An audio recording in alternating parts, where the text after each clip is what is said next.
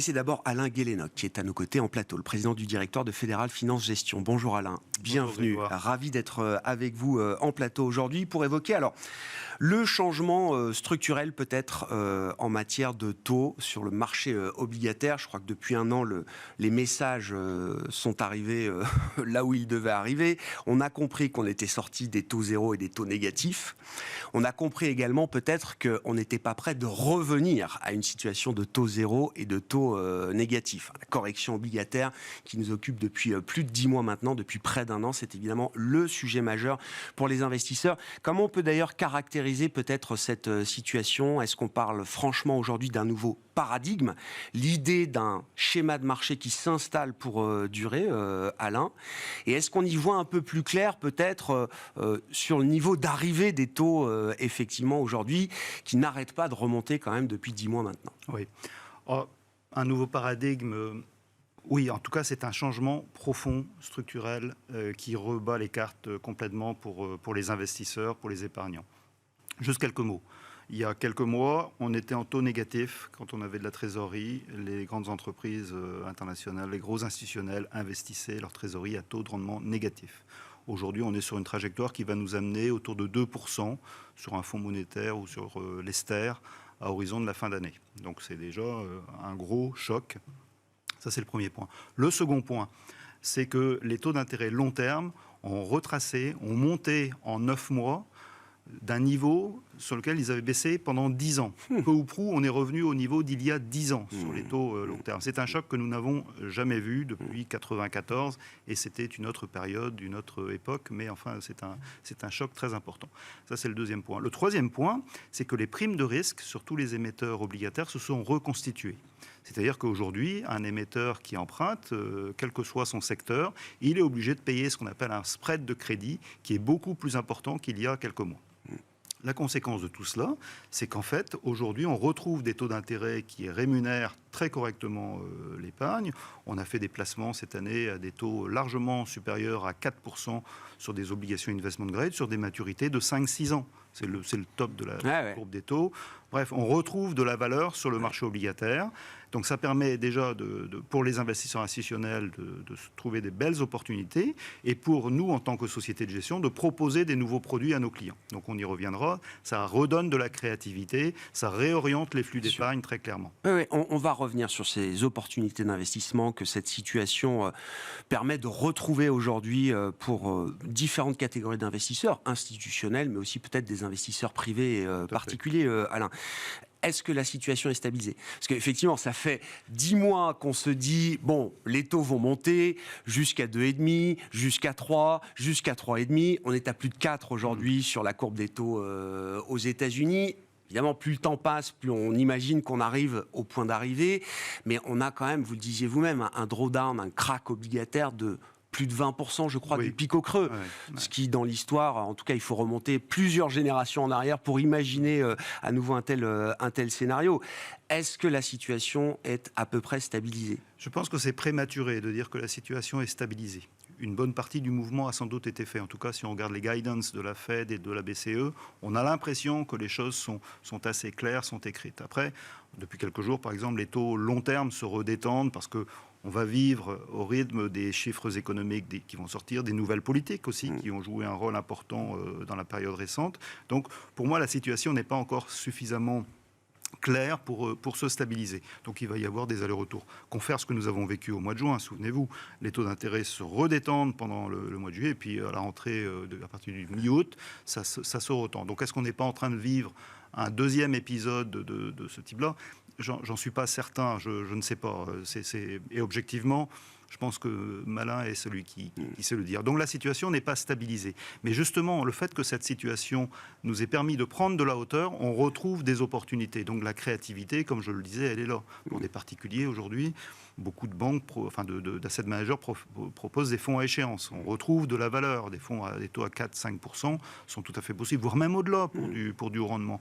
Les assureurs vie retrouvent des taux d'intérêt pour investir qui sont supérieurs au taux de leur tombée. Donc ça y est, enfin, le taux du fonds en euros est en train d'être relué. Donc on retrouve de la hauteur.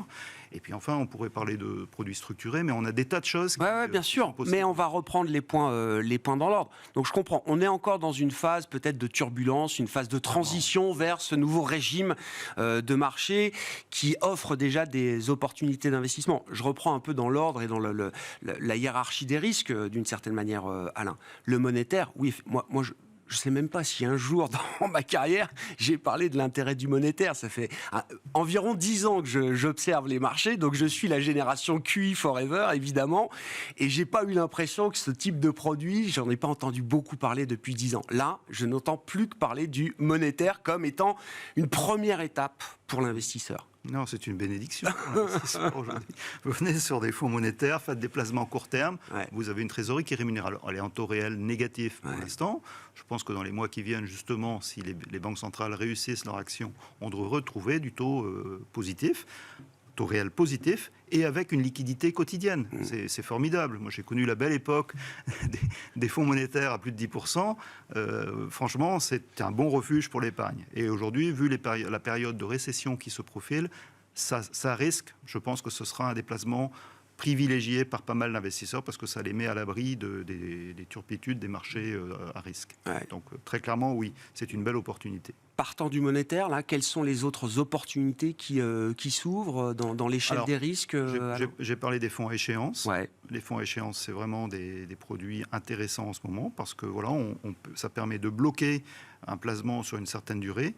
Je mettrai juste un bémol, c'est sur la liquidité. On a un marché obligataire qui a quand même perdu de sa liquidité maintenant depuis quelques années, notamment du fait que les banques centrales vont diminuer leurs interventions sur le marché obligataire, la BCE en grande partie, et que les market makers sur le marché obligataire sont moins actifs. Donc la liquidité, il ne faut surtout pas s'aventurer en fait sur le marché obligataire lorsqu'on est un particulier et qu'on part la fleur au fusil acheter des obligations. Si on a la volonté de sortir d'ici quelques mois, c'est à éviter. Parce que c'est vraiment un marché réservé à des professionnels, donc je déconseille fortement. Mais les fonds à échéance sont des très beaux produits promus par pas mal de sociétés de gestion. De quel type d'échéance on parle? Quel type d'émetteur on a envie d'avoir dans ces fonds? Est-ce qu'on veut loquer sur une courte période peut-être du taux high yield d'une certaine manière? Est-ce qu'on préfère peut-être avoir des échéances plus longues avec du taux de meilleure qualité, investment grade? Alors les deux sont possibles. Alors mes collègues de Shell Sherbrooke Gestion vont sortir un fonds à échéance 2027-2028 sur du haut rendement. Et ce sont des spécialistes du rendement, donc on peut leur faire confiance pour bien gérer le risque, avoir des portefeuilles très granulaires, etc. Donc je pense qu'on va avoir des promesses de rendement qui seront de 6-7%, voire au-delà. Donc c'est quand même des produits, je vous dis, qui offrent réellement une possibilité. Après, pour un client qui est plus conservateur, plus prudent, on va aussi faire des fonds à échéance investment grade. Ça sera par exemple nous ce qu'on va faire chez Fédéral Finance Gestion.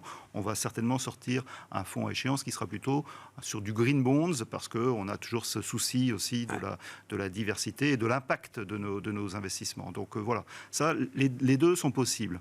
Donc selon la typologie du client, son souci de préserver l'environnement, sa volonté de prendre du risque ou pas, c'est possible. En général, ce seront quand même des fonds sur des échéances 5-6 ans, parce qu'encore une fois, c'est là où on a le pic de la courbe des taux. Ça me semble le meilleur couple rendement-risque, compte tenu de la situation actuelle des marchés. Ça peut évoluer aussi d'ici quelques semaines, mais en tout cas aujourd'hui, c'est ce que je verrai comme possibilité. Vous évoquiez également l'actif général, le fonds euro. Oui. Là aussi, à partir de quel moment est-ce qu'on va voir l'effet relutif justement de cette hausse des taux qui permet, comme vous l'avez indiqué, aux assureurs de réinvestir avec de meilleurs rendements que ce qu'ils avaient dans le passé? On est déjà en train de reluer le taux, puisque, comme je l'ai indiqué, nos investissements actuels sont supérieurs au taux des taux. Bon, simplement... Très nouveau. Pendant 10 ans, c'était l'inverse. Chaque fois qu'on réinvestissait, le taux était toujours plus bas. La dernière fois que je l'ai vu, c'est en 2012, lors de la crise des dettes souveraines, où on avait réussi à augmenter le taux de rendement du portefeuille. Mais vous voyez, ça fait 10 ans. Cette année, ça y est, ça se renouvelle, c'est une bonne chose. Et là, j'ai l'impression que c'est plus profond, plus long. Alors, ceci étant, quand vous avez un actif dont la maturité moyenne est de 6 à 8 ans, il n'y a qu'une partie du portefeuille qui est renouvelée chaque année. Donc ça met du temps à se déployer, le rendement. Donc l'effet relutif, il va se déployer sur plusieurs années. Donc on va le sentir petitement, je dirais, sur l'année 2023. Les rendements Les assurants vont vouloir montrer qu'il se passe quelque chose quand même. J'imagine. Oui, sans doute. Oui. Je ne suis pas assureur. Non, bien sûr. C'est la décision de l'assureur, mais très clairement, oui, parce que la compétition de l'épargne bancaire rémunérée va être forte. Bien sûr. Et il va falloir quand même préserver nos avoirs. Donc ça devrait aider, sachant que l'assurance vie garde énormément d'attrait par ailleurs.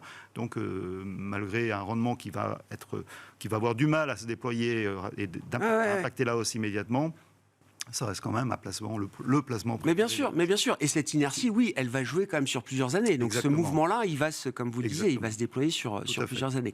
On entend beaucoup parler aussi du retour des produits structurés. Tout à fait. Alors moi, j'ai connu une période où ces produits-là étaient quand même un peu décriés parce qu'il y a eu peut-être des erreurs de fait, hein, on va le dire comme ça. Il y avait un côté boîte noire, en tout cas dans la perception des investisseurs finaux. Pourquoi est-ce que c'est un bon moment, là, aujourd'hui, pour revenir peut-être sur des produits structurés ? D'abord parce que la hausse des taux des taux et de la volatilité nous redonne de la valeur pour créer des produits structurés. On passe en fait de produits qui étaient à capital protégé vers des produits qui sont à capital très protégé, voire à capital garanti. On retrouve de la créativité, de la possibilité de vraiment faire des beaux produits structurés. Chez Fédéral Finance Gestion, on a lancé récemment un fonds autofocus transition climat, labellisé. Premier fonds à formule labellisé en France, et qui offre 6% de coupons garantis les 2 premières années. Ensuite, il y a une protection sur le coupon, et au bout de 9 ans, on est remboursé avec une protection qui est très sécure. Donc, on retrouve ce type de produit qui vraiment permet d'adresser les demandes de clients qui sont à la recherche de compléments dans leur portefeuille, mais aussi avec du rendement qui est, comme vous le voyez, c'est quand même intéressant, 6%. Donc, on ne pouvait pas faire ça. Il y a presque 6 mois, on ne pouvait pas le faire. Et là, brutalement, on retrouve ces capacités de créativité. Au-delà de la logique de rendement, pour finir, Alain, comment est-ce que vous regardez l'investissement direct dans les marchés actions ? On va en parler avec Delphine Arnaud d'Edmond Rothschild AM dans un instant, mais à ce stade, ce 26 octobre 2022, comment vous regardez l'idée de l'investissement en actions en direct ? 2 choses.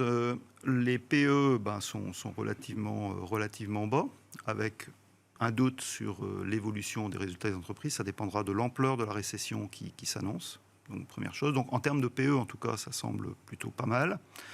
Les primes de risque, comme je vous le disais, elles ont été reconstituées sur le marché obligataire. Et quand on regarde les primes de risque des marchés actions comparativement au marché obligataire, il me semble qu'aujourd'hui, cette prime de risque n'est pas suffisamment protectrice pour le marché actions. Alors, donc, ça veut dire quoi ? Ça veut dire qu'il faut être extrêmement sélectif sur les actions. Mais en même temps, c'est sûr que si on a une bonne surprise, vu l'anxiété actuelle des investisseurs, vu le fait que les marchés ont corrigé énormément, on pourrait avoir des rebonds assez surprenants. Donc, il y a un peu d'asymétrie là aujourd'hui. Et en fait, on revient à la question que vous posiez initialement, quelle sera l'attitude des banques centrales ? Et c'est ça qui donnera le là du marché action. Bon, on aura déjà une réponse avec la BCE demain, pour une décision qui sera sans surprise 75 points de base, mais on attendra de voir la suite. Et puis la Fed qui se réunit la semaine prochaine, là aussi, sans doute, très probablement, pour continuer sur un rythme de hausse de 75 points de base. Merci beaucoup Alain. Alain Guélénoc, président du directeur de Fédéral Finance Gestion, qui était avec nous en plateau pour cette édition de Smart Bourse de la mi-journée.